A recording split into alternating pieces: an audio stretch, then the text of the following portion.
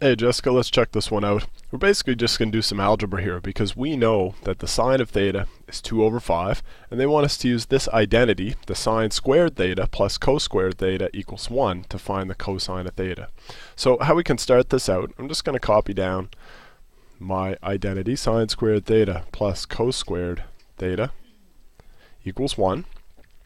And remember, this is just notation for basically squaring whatever we have. So the sine squared of theta is 2 over 5, and we're just going to square that.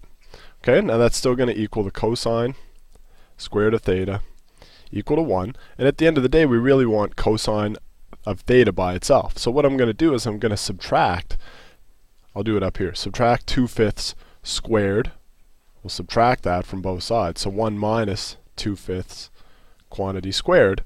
And that's going to equal the cosine squared of theta, right? Because this is all gone. So the cosine squared of theta is going to equal 1 minus 2/5 squared. And basically we could, then square root this whole thing, both sides of this mess, to get cosine of theta by itself.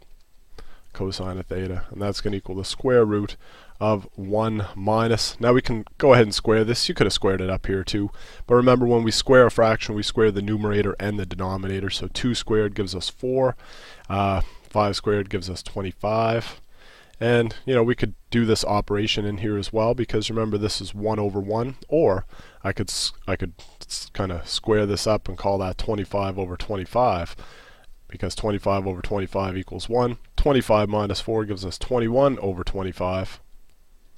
Square root of that. Give me a new page here. And then we'll take this down kind of as far as we can. Cosine of theta is going to equal the square root of 21 over 25. Now the square root of 21, that's just root 21.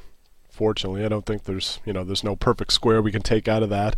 Square root of 25, though, is 5, so we can rationalize it like that. So root 21 over 5, we could give that one a shot. See if we get her there. Root 21 over 5, and there we go. Okay, so I hope that helps.